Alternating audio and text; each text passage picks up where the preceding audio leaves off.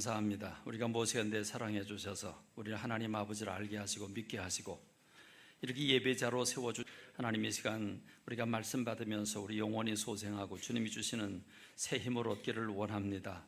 주여, 부족한 종을 사로잡아 주시고 모든 성도님들의 마음을 어루만져 옥토가 되게 하옵소서. 예수님의 이름으로 기도합니다. 아멘. 오늘 우리 한국교회는, 우리 교회를 포함해서 한국교회는 큰 위기에 봉착해 있습니다. 위기라고 하는 것은 어느 사업체나 어떤 사람이나 어떤 사물에 큰 쓰러지고 넘어질 수밖에 없는 어떤 강력한 도전이나 장애물이 있을 때 위기라고 말합니다. 제가 여러분들에게 오늘 한국교회에, 또 우리 교회에 큰 위기에 봉착해 있다고 하는 것은 약 서너 가지 원인이 있기 때문입니다. 첫째는 그 어느 때보다도 세상의 왕들과 또 문화와 세상의 모든 권력과 조직들이 합세를 해서 교회와 하나님을 대적하는 시대이기 때문에 그렇습니다. 이 부분에 대해서는 여러분들에게 여러 차례로 말씀을 드렸습니다. 지나간 역사를 살펴보면 하나님을 더듬어 찾는 고대라고 하는 원시 시대도 있었습니다. 그런가 하면 예수님께서 이 땅에 오셔서 세상을 바꿔 놓으셨습니다. 그래서 예수님의 제자들이 세워지게 되고 제자들을 통해서 세상을 바꿔 놓았습니다. 그래서 중세라고 하는 오랜 시간 동안 인생들은 어떻게 하면 하나님의 뜻대로 살 것인가 물으면서 하나님의 음성을 듣는 일을 가장 소중한 일로 여기는 때도 있었습니다. 그러나 그 기간이 길어지면서 가톨릭이 부패하게 되지요. 성직을 매매하고 그리고 예배의 전통 안에 머물러 있게 되고 선교하지 않습니다. 그런 가톨릭이라고 하는 거대한 이 타락이 결국 깨어있는 자들로 하여금 종교개혁을 일으키게 하는 불씨가 여기저기 이 나라 저 나라에서 일어납니다. 그리고 그 종교개혁으로 우리 개신교가 탄생을 합니다.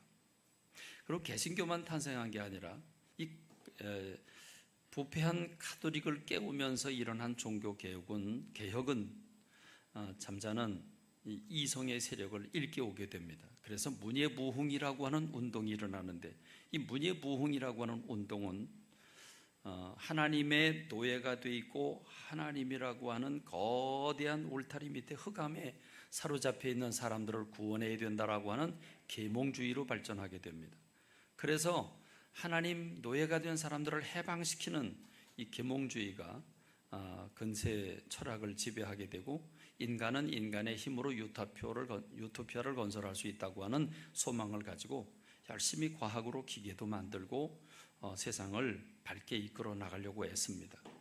그러나 기계는 만들어지고 사람의 삶의 질이 좋아지고 산업혁명이 일어나고 그래서 부해지지만, 그러나 인간의 심성은 과학으로 이성으로 바꿀 수 없는 것이기 때문에 그 죄성을 다스리지 못합니다. 결국 사람은 사람을, 우리가 사람이 만든 무기로 1차, 2차 세계대전을 지내면서 1억이 넘는 사람들을 서로 죽이게 되고, 그래서 깨어있는 이 예술가들과 철학자들은 인간의 이성은 믿을 게 못 된다고 이성을 부인하게 됩니다.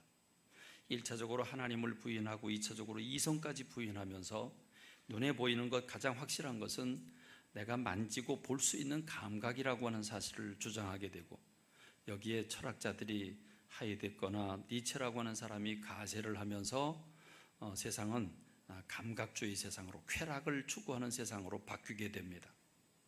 그래서 오늘 우리가 사는 세상은 맛나게 먹고 또 맛있고 또는 기쁘고 육체적인 행복을 찾아 나서는 게 오늘 우리의 문화 패턴이 되어 있고, 하나님을 버리고 이성을 버리니까 이제 기준이 없어져 버렸습니다. 그래서 절대자인 하나님을 찾지 않고 윤리를 찾지 않습니다.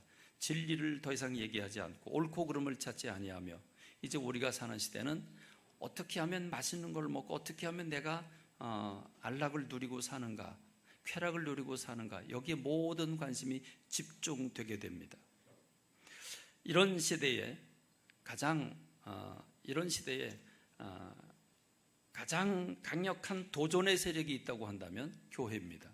교회는 하나님을 부르짖고 윤리를 부르짖으며 가정을 일으켜 세우고 하나님의 사람들로 하여금 말씀대로 바르게 살도록 늘 인도해 나가고 있기 때문에 지금 세상의 군왕들과 세상의 모든 문화와 패턴들은 이런 것들을 싫어합니다. 그래서 오늘의 철학이 구조주의로부터 해체주의로, 해체 철학으로 넘어갑니다. 사실은 우리가 믿고 있는 모든 것들, 우리가 옳다고 생각했던 모든 것들, 이거 다 깨트려 버려야 된다. 이런 의식을 버려야 된다. 이게 해체입니다. 해체가 가장 확실하게 나타나는 것은 바로 권위를 해체하는 겁니다. 가정을 해체하고 국가를 해체하고 그리고 모든 권위를 부정하는 겁니다.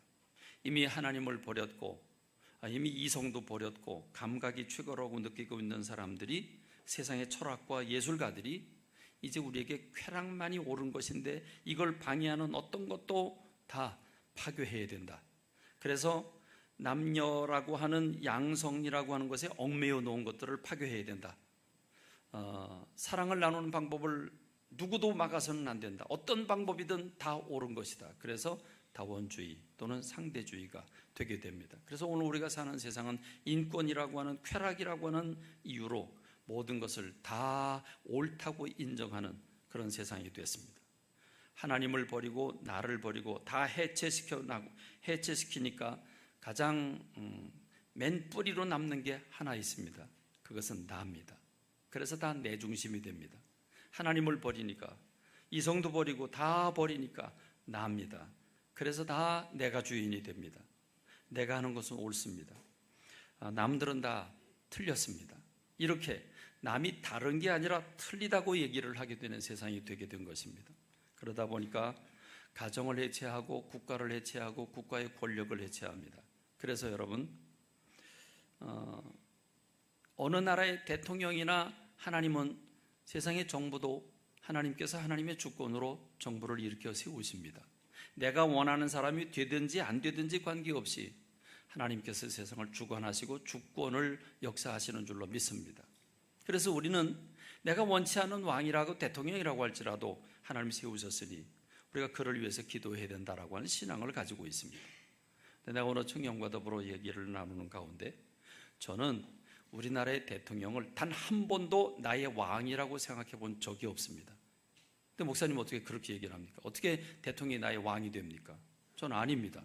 그런 얘기를 할 때 얼마나 소스라치게 놀라는지 모릅니다. 여러분, 이렇게 우리는 대통령을 거부하고 학교 선생님을 거부하고 이제 오늘 우리가 가지는 모든 패턴은 모든 권위를 부정하기 때문에 요즘에 신문지상이나 TV상에서 늘 볼 수 있는 게 뭡니까? 옛날에 보지 못하던 것들이 요즘 보입니다. 회사를 일으켜 세운 오너 가정의 갑질, 이 갑질에 대한 부분, 이런 부분은 누구도 터치할 수 없는 성역이 되었습니다. 갑질을 하면 안 된다고 하는, 제가 갑질을 해야 된다는 걸 얘기하는 게 아닙니다. 권위를 무너뜨리는 세상이 됐다는 말입니다. 갑질하는 게 권위는 아닙니다. 잘못된 권위를 드러냈습니다. 그러나 그렇다고 해서 권위 자체가 사라져야 되는 건 아닙니다. 그런데 권위 자체를 짓밟아 뭉개는 세상이 됐다는 말입니다.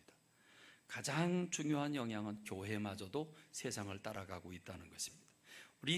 우리의 위기가 있다면 그 위기 가운데 가장 밑바닥에 가장 큰 위기는 교회가 세상을 따라가고 있다는 것입니다. 성경은, 하나님은, 예수님은 언제나 세상을 본받지 말라, 세상을 사랑하지 마라, 세상에 있는 것들을 사랑하지 말라고 말씀하십니다. 세상의 방법을 따르지 말라고 말합니다. 내가 너희들에게 주는 방법으로 살으라고 말합니다. 그런데 교회는, 어느 교회나 정책을 결정하거나 행사를 하거나 하는 모든 일들이 세상과 다를 바가 없습니다. 세상이 취하는 방법을 취합니다. 우리도 이제는 베풀어야 하고 맛있는 걸 먹어야 하고 프로그램을 진행해야 하고 하는 모든 방법이 다 세상적인 방법으로 해결하려고 합니다. 그래서 세상의 가치관을 그대로 교회 안으로 들고 와 오늘 우리들도 높아져야 하고 부자가 돼야 되고 많이 가져야 되고 내가 인정받아야 되고 그런 생각들을 가지고 있고, 그것이 충돌이 되면 교회 안에서도 서로 분열이 일어나고 갈등이 일어나게 됩니다. 섬기는 교회고 나누는 교회고 자기를 부인하는 성도들이 아니라 서로 인정받으려고 높아지려고 많이 가지려고 합니다. 그러다 보니까 교회 안에서도 권위가 부정됩니다. 이제는 목회자 영적 권위도 인정받지 못하는 시대입니다.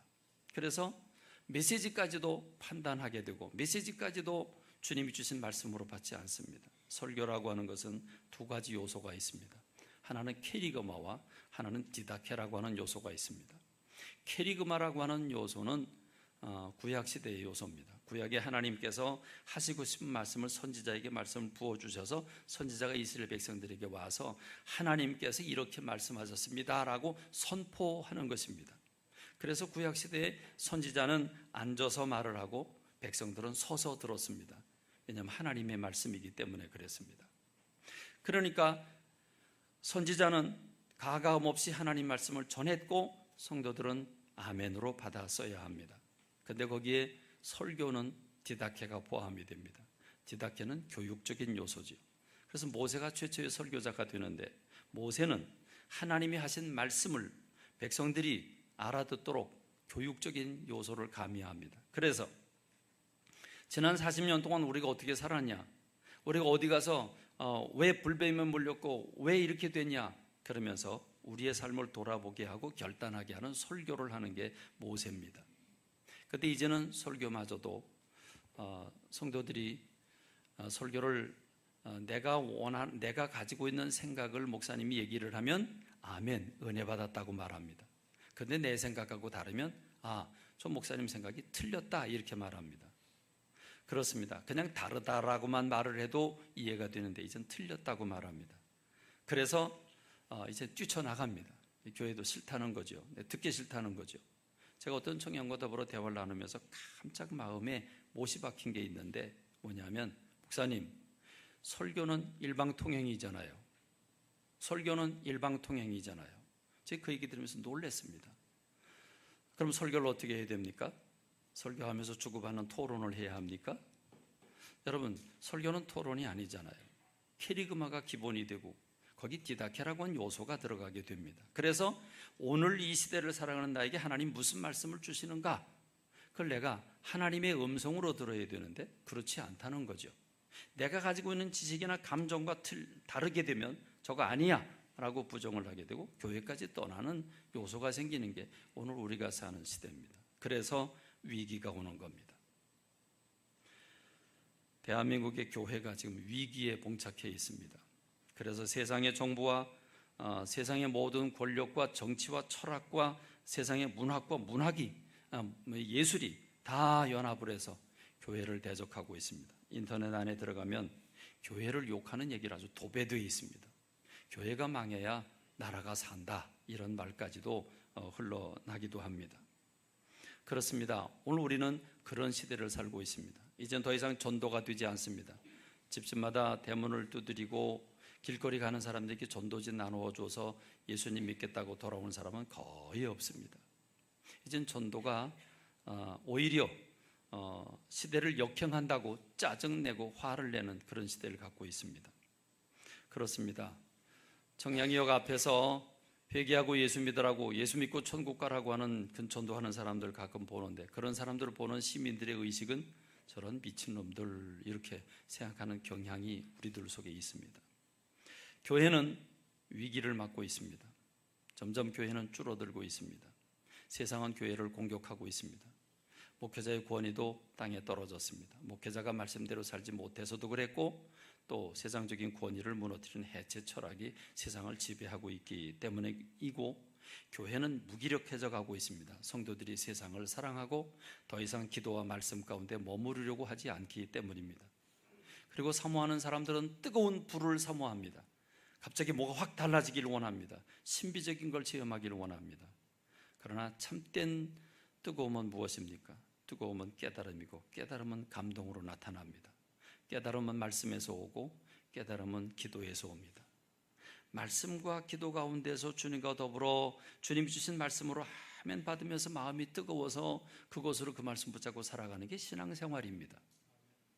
기적이 일어나야 되고 뭘 어마어마한 그런 사건들이 일어나야 뜨겁거나 역사가 일어나는 게 아닙니다. 주님과 함께 말씀과 함께 말씀을 이루는 정의를 이루며 주님과 더불어 함께 걸어가는 게 신앙생활입니다. 그렇습니다. 여러분, 그렇다면 우리는 이런 시대를 맞이해서, 위기를 맞이해서 우리가 어떻게 하면 좋겠습니까? 위기가 문제가 아닙니다. 위기를 대하는 사람이 어떻게 대하느냐가 문제가 됩니다. 그래서 위기 대처 능력, 이런 말들이 나옵니다. 위기에 처하는 그 사람의 태도가 부정적이냐 긍정적이냐. 부정적인 사람은 이런 상황을 맞닥뜨리면서 이젠 틀렸어, 시대가 이렇게 흘러가고 있어, 안 돼, 이제 희망 없어, 해봤자 안 돼. 세상 예수님께서 재림하실 때에는 예수님 믿는 사람들이 다 떨어져 나간다고 그랬어. 그러니까 어쩔 수 없어, 그냥 내버려둬. 여러분, 이건 절망입니다. 낙심입니다. 그러면 망하는 것밖엔 결과가 없습니다. 그러나 여러분, 위기를 대하는 그 사람이 긍정적인 생각을 가질 때 에너지가 나옵니다. 세상이 그러니까 우린 이렇게 살아야 되겠다. 세상이 그러니까 우린 더 전도해야 되겠다. 세상이 그러니까 우린 더 이렇게 살아야 되겠다라고 하는 결단이, 에너지가 흘러나옵니다. 그래서 위기를 기회로 바꿉니다. 위기를 승리의 전곡점으로, 전환점으로, 변곡점으로 만들어 놓습니다. 이걸 터닝 포인트라고 말합니다. 여러분, 소위 위인이라고 말하는 사람들, 그리고 위대한 선수들, 그리고 세상의 왕들을 보십시오. 대기업을 보십시오. 그들을 보면 다 위기가 있었습니다. 근데 위기를 디디고 일어난 사람들은 성공자가 되었고, 위기에 직면해서 대처하지 못한 사람들은 패배자가 됩니다. 적어도 10년, 15년 전에 해외를 나가거나 어디를 가거나 핸드폰은 노키아였습니다. 전자제품은 다 소니였습니다. 그러나 소니나 노키아는 이런 위기에 대처하는 능력을 잃어버렸습니다. 너무 안일했습니다. 그런데 그들은 지금 다 그 힘을 잃어버리고 말았습니다. 삼성이라고 하는 회사는 적어도 10년, 15년 전에 삼성이라고 하는 회사는 미국에 갔을 때 오늘의 슈퍼마켓과 같은 큰 그런 상점에 들어가서 그 규모에 놀라 자빠졌는데, 또한 두 번째 놀란 것은 삼성 금성 제품, 옛날에 금성이었죠. 삼성 금성 제품은 저 끝에, 맨 끄트머리에 먼지가 쌓여 있었습니다. 제가 90년도에 미국을 갔었는데, 미국 갔다 돌아오면서 홍콩에 둘러서 삼성 38만 원짜리 카메라를 15만 원에 사왔는데 뒷골목에서 사왔습니다. 38만 원에 판매되고 있는 것, 그것도 수출 실적에 올라가겠죠. 그런 삼성은 이건희라고 하는 사람이 위기를 파악하고 그 위기를 뒤집어 엎는 변혁을 이루게 됩니다. 그래서 삼성은 오늘 세계적인 초인류 기업으로 성장하게 되는 밑거름이 이건희라고 하는 사람의 결단이 있습니다. 이건희라고 하는 사람 1992년에 회사를 물려받았는데 5년 동안 아무것도 못했습니다. 왜냐하면 삼성의 임원들이 가지고 있는 의식이 너무 강했기 때문입니다. 그래서 5년을 기다렸습니다. 그리고 1992년에 드디어 그는 이제 그 혁신의 그 파워를 전환점으로 삼습니다. 이 1992년 3년, 그때 그가 한 유명한 말이 있습니다. 마누라만 빼놓고 다 바꿔라 그랬습니다. 그래서 500억이나 되는 TV 또는 뭐 전화기 등등 팩스 이런 것들을 구미 공장에 2,000여 명의 직원들을 다 불러 모아놓고 500억 원치를 쌓아놓고 그걸 다 때려 부십니다. 카운트다운을 하고 딱 종이 울리자 망치 들고 다 가서 때려 부시고 불질러 버립니다. 그리고 혁신을 일으킵니다. 저는 90년도에 갔었지만 93년도에 이건희가 그 LA에 가가지고 그 슈퍼마켓에서 맨 끝에 먼지 쌓여있는 삼성을 보고 화가 났습니다. 그래서 LA 회의를 소집합니다. 임직원들을 다 불러 모읍니다. 그리고 제일 비싸고 잘 나가는 타 제품들을 다 가지고 와서 그 임원들이 보는 자리에서 다 분해를 합니다. 분해를 하고 실험을 합니다. 자, 비교를 해봐라. 어느 게 좋으냐? 왜 좋으냐? 왜 나쁘냐? 임원들은 입을 벌렸습니다. 어떤 사장이 여러분 핸드폰 하나 조립을 분해할 수 있겠습니까? 누가 비교 분석하면서 실험해서 이게 나쁘다 좋다 평가할 수 있는 사람 누가, 어떤 사장이 있겠습니까? 그때 회장이 그 일을 하게 됩니다. 그만큼 몰입하면서 개혁을 부르짖을 때 삼성이라고 하는 회사는 우뚝 서게 됩니다. 위기를 기회로 삼았기 때문입니다. 오늘 우리 한국교회가 공격을 당하고 있고 성도들이 세상을 사랑하는 데 있고 권위가 무너지는 때가 있지만 우린 일어나야 합니다. 할렐루야.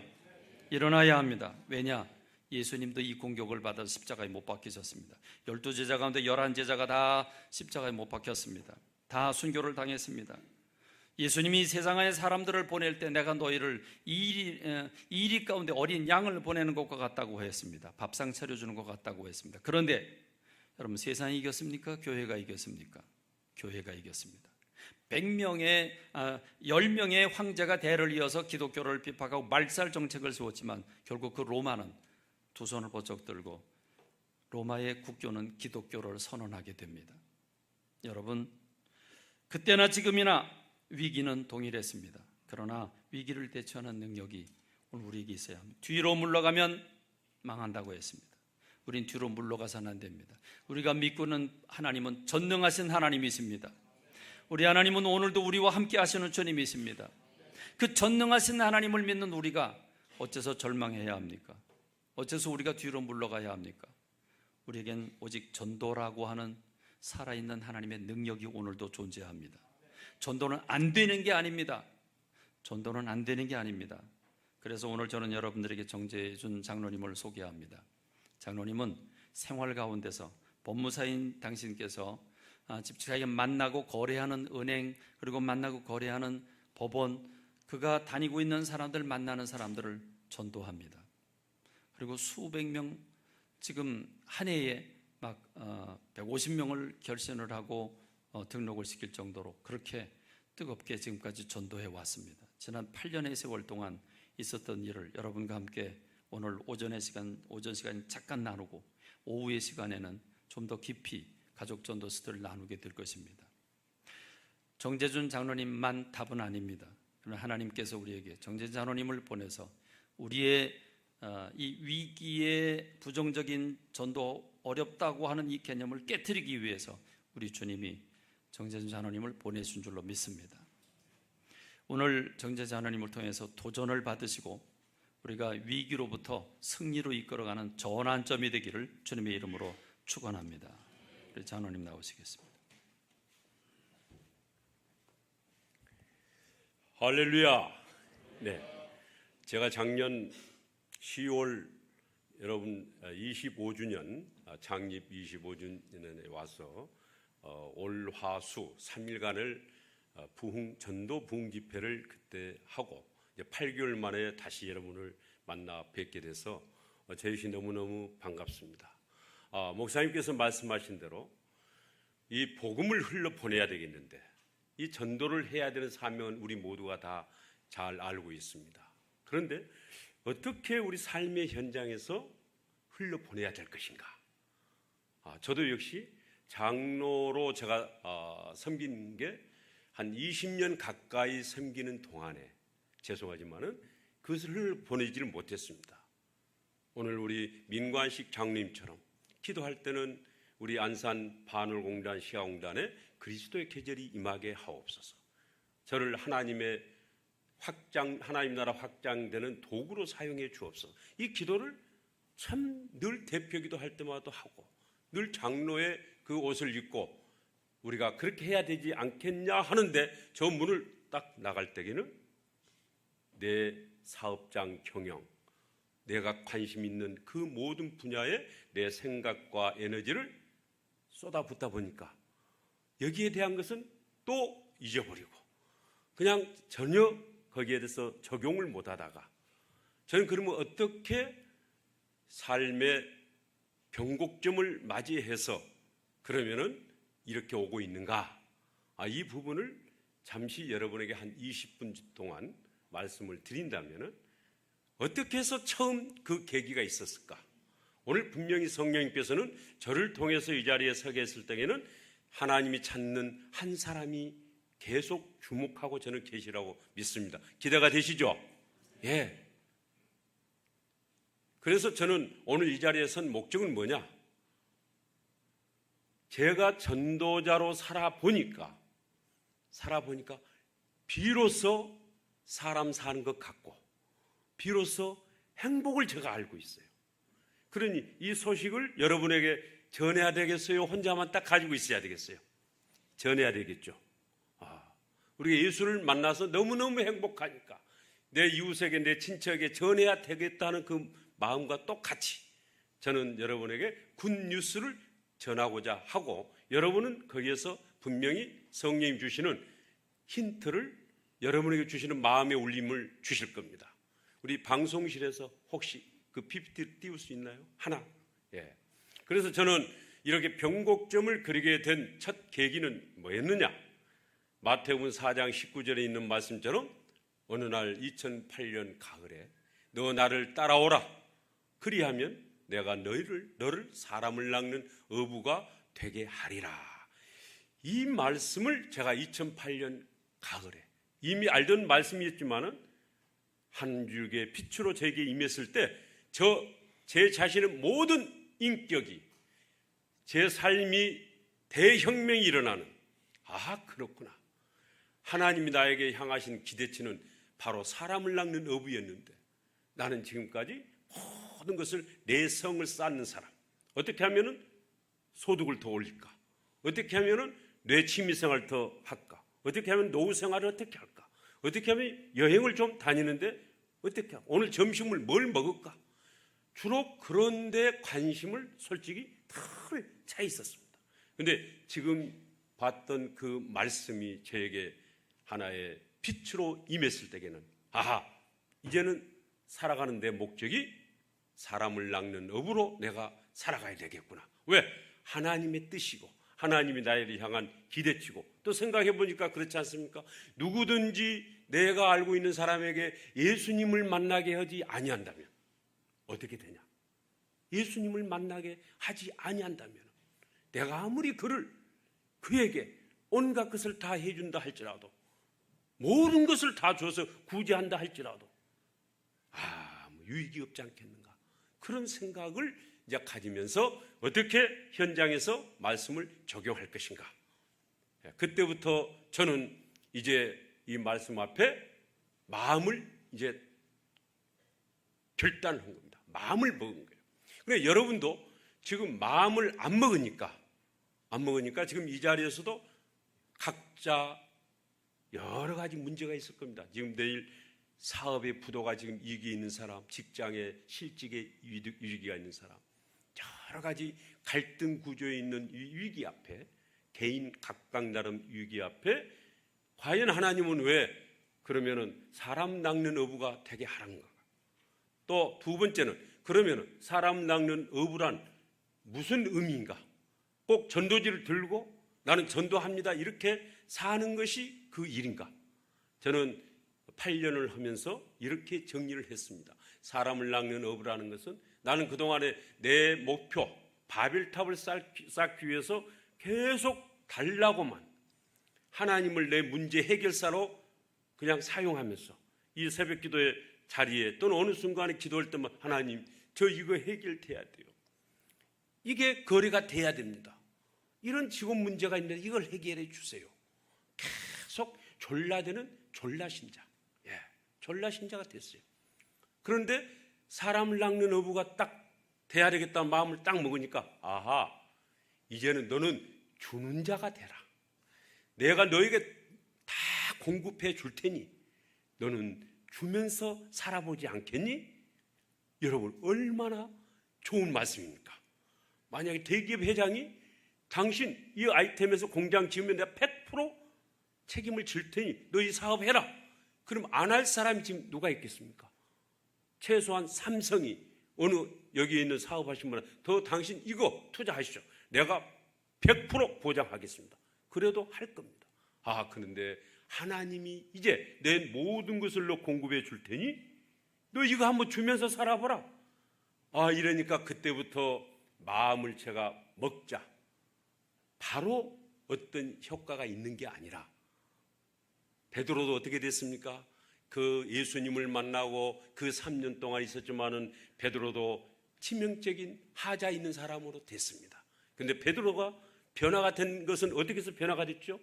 드디어 부활하신 예수님으로 만나고 그 이후에 성령을 만났을 때 그도 자기를 이길 수 있는 힘이 생기고 그때부터 베드로도 이제 하나님이 원하시는 사람 낚는 어부가 된 것처럼 저 역시 그런 과정을 겪었습니다. 그런데 중요한 것은 뭐냐? 마음을 딱 먹자 성령님이 그때부터 제 안에 역사하는 것을 저는 경험했습니다. 그러니까 우리가 마음을 지금 먹느냐 안 먹느냐, 먹으니까 성령님이 오시니까 뭐가 임해요? 갈라디아서 5장 22절에 있는 말씀이 임한 겁니다. 사랑이 부어져요. 그 하나님의 그 뜨거운 십자가 사랑이 부어지면서 내 안에 기쁨이 솟아나고 나를 이길 수 있는, 내 모든 무거운 짐과 내 모든 멍에를 이길 수 있는 힘이 생기면서 이제 주님께 맡길 수 있는 힘이 생기더라고요. 맡기니까요. 맡기니까. 여기 소양강 댐에서 수영하신 분들은 물에다가 맡기니까 물이 나를 받쳐줘서 수영을 하는 거 아니겠습니까? 그러듯이 하나님이 받아주시더라고요. 근데 그 순간에 맡길 것인지 그렇게 맡긴다 하면서도 맡기지 못했던 그 많은 세월 동안에 저는 전도자 삶을 살지 못한 거예요. 나누어주며 살지 못하고, 그러면서 맡기니까 그때부터 성령님이 저를 이기고 제 안에 있는 탐심을 이기게 하고, 그러면서 경쟁자의 삶을 내려놓게 하는 거예요. 경쟁자의 삶을. 그래서 제 같은 업계, 그 사람들이 과거에는 제가 같은 저는 장로면서도 그 사람이 거래하는 은행 거래처에 제가 가서 여보시오, 내한테 맡겨주면 내가 더 잘합니다. 이렇게 거래처를 뺏어왔어요. 경쟁시대에 사는데 그걸 전혀 죄의식을 안 느꼈어요. 왜? 경쟁시대인데 내가 앞장서서 뭔가 하는 것은 그렇게 큰 죄의식을 못 느꼈습니다. 그런데 내가 주는 자로 변화가 되니까 그도 내가 전도해서 예수님을 소개할 사람인데 그랬구나. 그래서 일정 업무 부분은 제가 그때부터 맡지를 않았습니다. 그리고 그들에게, 우리 이웃들에게 소개를 해주기 시작했어요. 그러니까 그분 우리 같은 경쟁 있는 사람들도 서로가 좋은 관계가 돼요. 그때부터 경쟁의식을 딱 놓으니까요, 시기심이 없어져요. 질투심이. 그러니까 전도자가 전도를 해서 몇 명을 지금 교회로 데려왔다, 등록을 시켰다, 이게 중요한 게 아니라 전도왕, 이것은 굉장히 잘못된 용어죠. 전도자로 하나님이 삶을 만들어주겠다는 것이지 무슨 전도왕을 되겠다는 게 아니고, 그런 목표적 하나님이 원하는 건 아닙니다. 우리가 사람을 몇 명 데려왔어도 나는 변화가 안 돼 있다면 무슨 유익이 있겠습니까? 내가 변화가 안 돼 있다면. 그래서 그때부터 제 안에 변화가 시작이 됩니다. 이제는 시기 질투이 벌어지는, 왜? 경쟁하기 때문에 시기 질투가 생기잖아. 나보다도 앞서간 사람이 있으면 배가 아파. 경쟁하기 때문에. 그래서 여기 오늘 우리 청년, 학생, 여러분이 이제는 나도 예수님 정말 하나님이 믿고 나누어주는 사람을 돼야 되겠다면 누가 말하면 가르쳐 주세요. 내가 깨달은 문제가 있으면 가르쳐 줘야 되고, 좋은 거 있으면 정보를 주는 거예요. 혼자 내신을 1등을 받으려는 게 아니죠. 그렇게 살아가는 그 믿음의 배짱이 생기는 거예요. 믿음의 배짱. 이제 이것을 처음부터 되겠습니까? 3개월을 고비를 넘기고 6개월을 넘기고 1년을 넘기고 3년을 넘기는 사이에 이제 습관화가 됩니다. 습관화. 그러니까 여러분도 오늘 이 말씀을 이때 여러분이 각오를 하고 결단을 한다 할지라도 최소한 3년은 몸부림을 쳐야 됩니다. 3년은. 예수님을 따라가는데 예수님도 3년간을 제자를 교육했지 않습니까?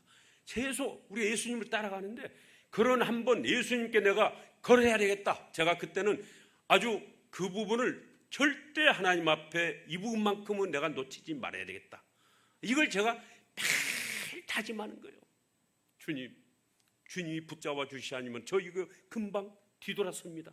오늘 또 뒤로 가면 회귀성 원칙, 이 관성의 법칙 때문에 우리는 습관된 대로 자꾸 가는 거예요. 이것을 습관을 바꾸는데 매일 저와의 싸움이 시작이 되는 거죠. 그러면서 누구에게 먼저 나눠줘야 되겠습니까? 모르는 사람에게. 저는 그것을 비난하고 하지 말자는 게 아니고, 모르는 사람에게 나누고 있잖아요. 눈 뜨면 가족이 만나지 하지 않습니까?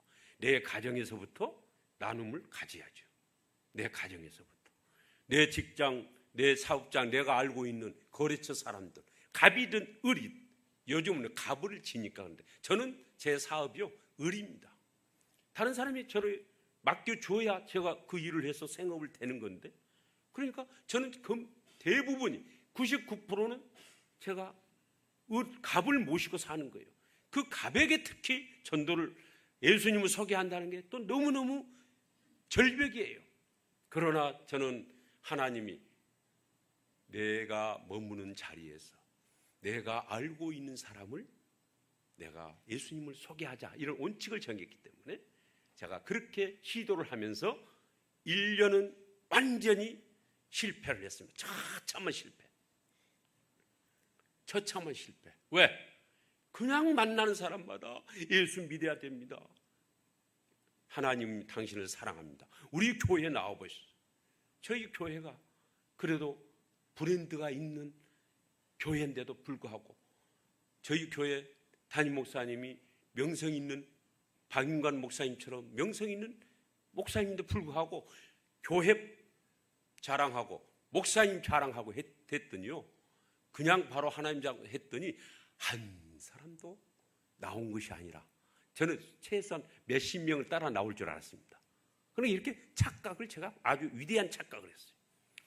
그런데 거기서 이제 제가 지금까지 해오는 모든 그런 전도 방식을 버리고 이제 새로운 전도의 방식의 개념을 정한 것이, 이제 저는 제 책에 이번에 다 지금 모든 부분을 소개할 수 없지만은 전가족 전도 스토리라는, 여기에 이제 구체적으로 제가 여기에 소개를 했습니다. 어떻게 하는 것이 가장 효율적으로, 이제는 2010년도부터는 어떤 사람을 만나서 제가 이야기를 해도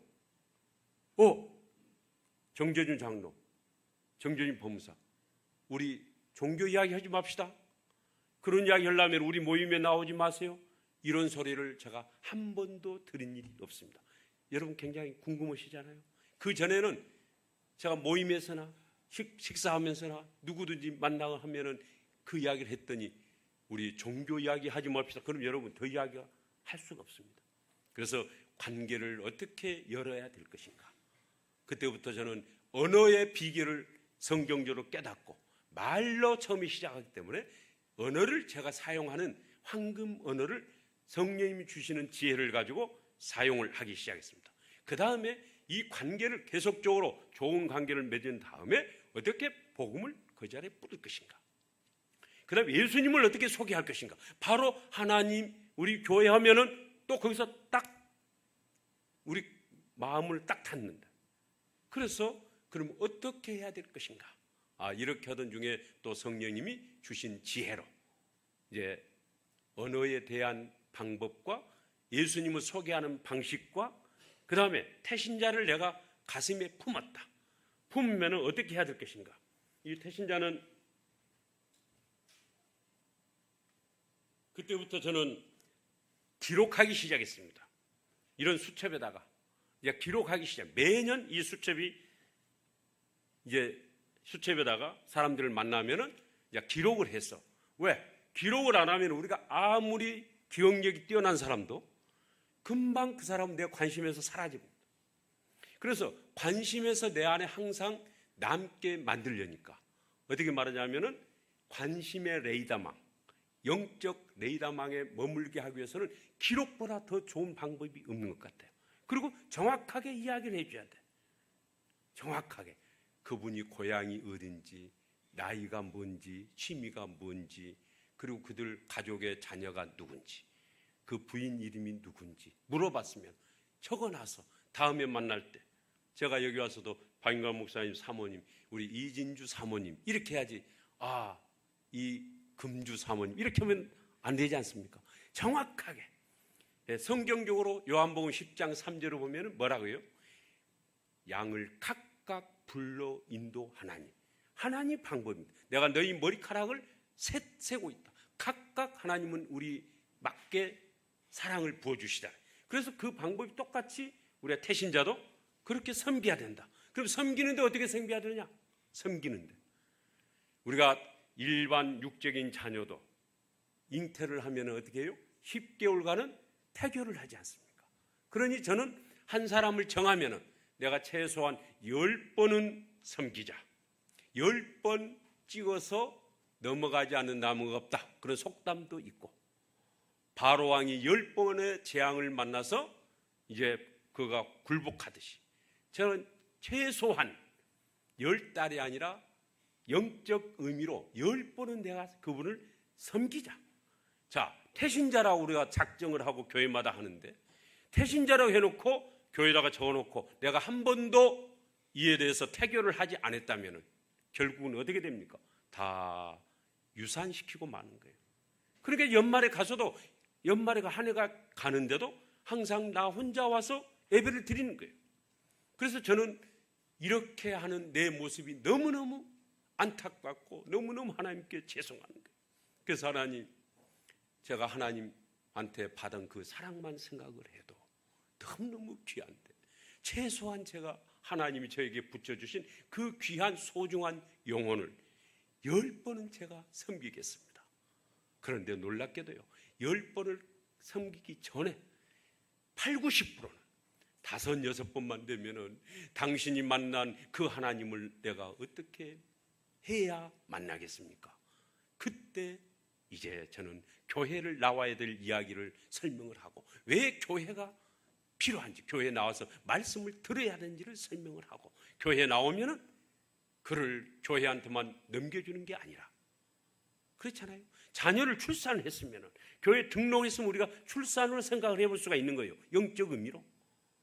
그러면 그때 그에게 왜 교회에 나왔을 때 사도신경을 우리가 낭독을 해야 되는지, 왜 주기도문이 필요한지 하는지, 십계명이 뭔지, 그리고 주일날 왜 헌금을 하는지, 그리고 목사님 설교 중에 왜 이런 말씀이 있는 건지, 이렇게 차근차근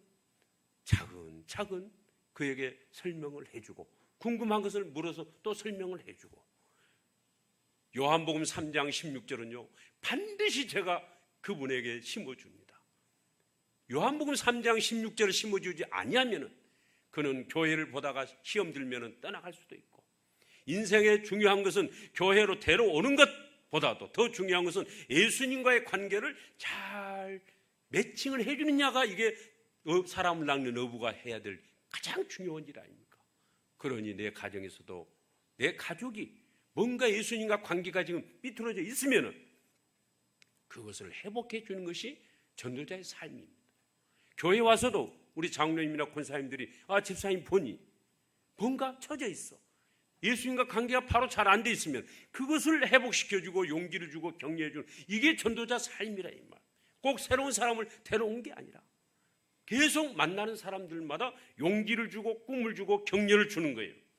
저는 엘리베이터 타고 나오다가도 학생을 만나면은, 학생, 그래 너는 꿈이 뭐냐? 그래서 내려서 잠깐 네 꿈을 가져서 뭐 때문에 그 꿈을 가져서 이룬다면 뭐 할래?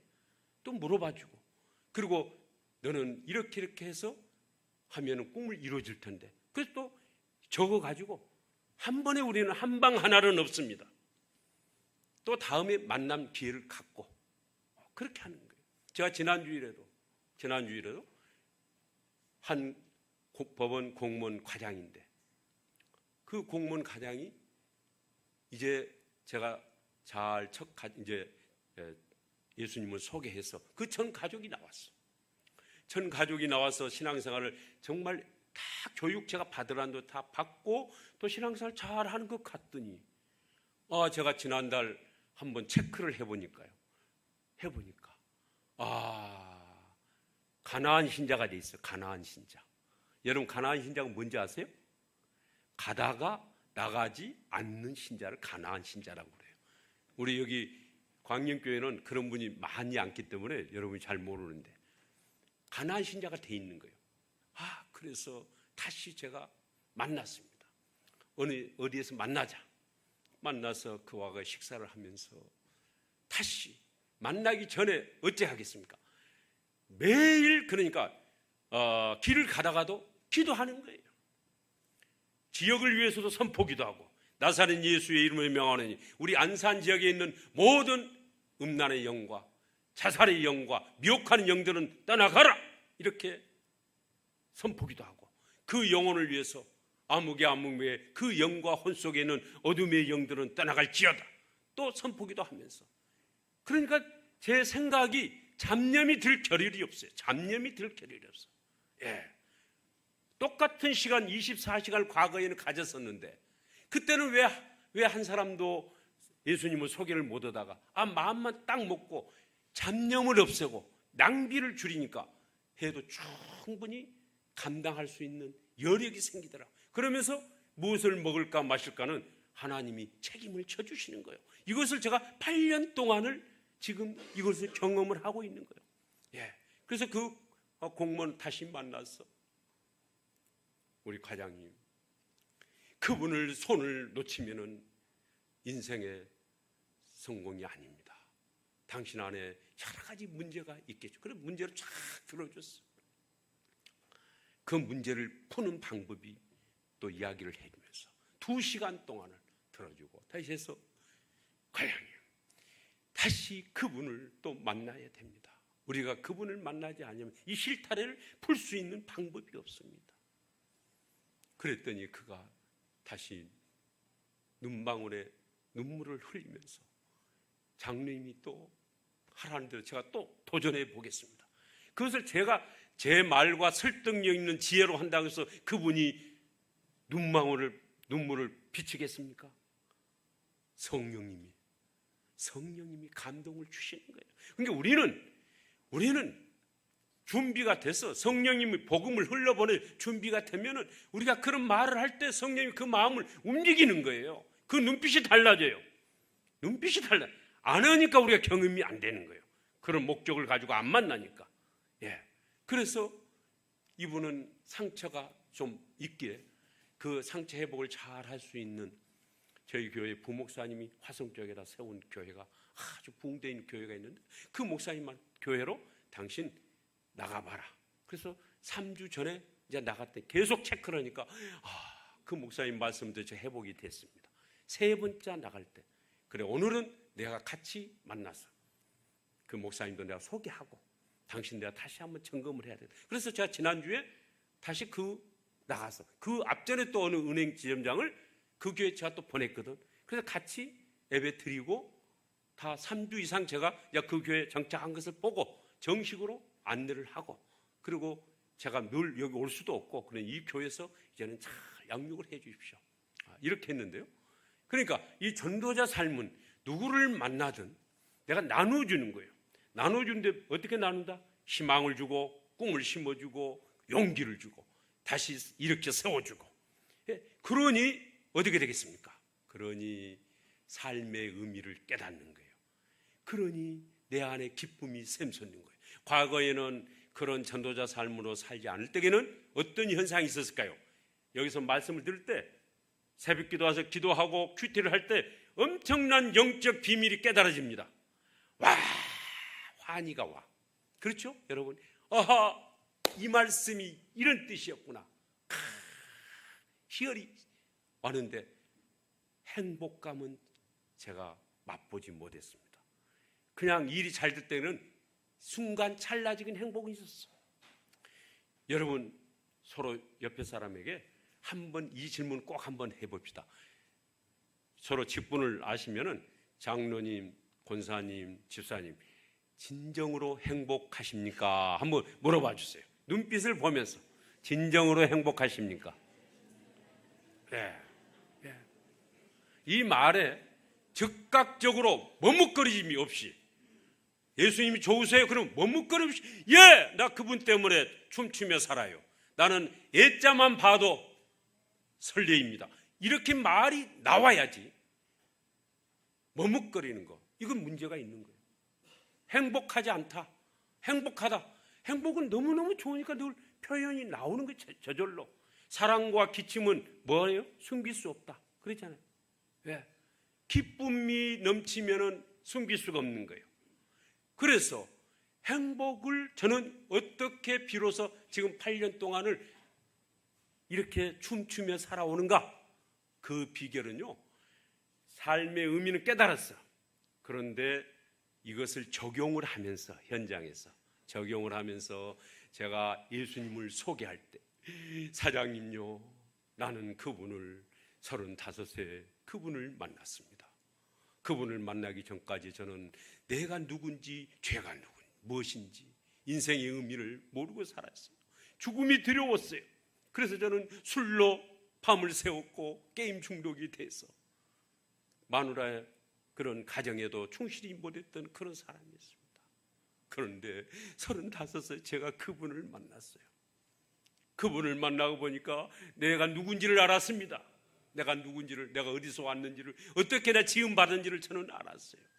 그리고 성경이 믿어지면서 죄가 무엇인지를 제가 알았습니다. 내가 얼마나 죄가 내 안에, 나는 죄가 있는 사람인 제가 알았습니다. 그런데 그분을 만나면서 죽음이 두렵지 않고 죄를 해결하는 능력을 받고, 그래서 오늘까지 오는데, 그분을 김 사장님도 만나야 인생에 성공을 하기 때문에 그분을 내가 소개해드리기 위해서 이런 자리를 지금까지 3번, 4번을 만나면서 당신에게 편지도 보냈고 당신 가정에 책도 보냈고 그렇게 했습니다. 김 사장님. 그런데 그분을 만날 것인지 안 만날 것인지는 김 사장이 결정하십시오. 나는 그분을 소개하는 겁니다. 여러분, 우리는 지금 굿뉴스, 앵커 방송만이라도 하나님은 하기를 원하는데 방송조차도 않고 있는 거예요. 그걸 제가 하나님의 마음을 알았어요. 너 제발 방송만이라도 해주면 되겠는데 왜 방송을 안 냐? 방송을 안 냐? 근데 전에는 방송을 막 처음 했는데 예수 믿으라 이렇게 하니까 딱 문을 닫아본다, 마음문을. 그래서 이제는 누구든지 만나면 내가 예수님을 만나서 내가 이렇게 그분이 좋다 이렇게 이야기를 하니까요. 국회의원이든 시장이든 총장이든 교수든 사업 뭐 1조 원의 회장이든 이발사 아저씨든 식당의 주인이든 누구든지 비행기 타고 가는 승무원이든 대사든 누구든 그만하시오 이렇게 한 사람을 제가 한 분도 못 봤기 때문에 여러분도 여기서 힌트를 얻어서 예수님 자랑을 무조건 정보지 주는 식으로 하지 말고, 내가 기미가 이렇게 끼었습니다. 근데 이 기미 때문에 그렇게 고생을 했는데 이 화장품을 써보니 2개월 썼더니 기미가 싹 사라졌어요. 그러니 사모님, 동서 이 화장품 써봐. 그럼 그 동서가 아이고 이렇게 하겠습니까? 그래 나도 한번 써볼까? 이런 마음이 생기지. 나는 기미가 더덕더덕 있는데 동서 기미 있네? 이거 한번 써봐. 그럼 동서 써보겠어요? 우리는 정보지만 주는 것은, 그냥 하나님 믿으세요 하는 것은 저는 그와 같은 비슷한 예가 되지 않겠나. 그러니 이제 오늘부터 여러분이 내가 누군가를 나눠주면서 예수님을 소개하겠다고 생각하면은 여러분이 설교 듣는 태도, 내가 가지고 있는 에너지 어떻게 사용해야 될 것인가가 답이 나올 겁니다. 이제는 차를 한 잔 마셔도, 누구에게 마셔도, 먹든지 마시든지 무엇을 하든지 하나님께 영광이 되게 하라. 이제는 그동안에 누가 차 한 잔 마셔도 계속 수다만 떨었어. 그러나 그에게 생명 있는 영성에 담겨있는 언어를 통해서 그에게 힘을 주고 용기를 주는 이런 태도로 여러분이 변화가 되면은 어떻게 된다? 성령님이 여러분을 하실 수 있도록 힘도 주시고 능력도 주시고 지혜를 주셔서 저보다 몇 배 하는 그런 여러분이 새로운 관계 전도의 스토리를 엮어가는 그런 책들을 광염교회에서 새로 발간하고 춘천이 성시화가 됐듯이 첫 시작을 했듯이 그런 관계 전도의 롤 모델로 한국교회에 뿌리내리는 그런 교회가 되기를 기대합니다.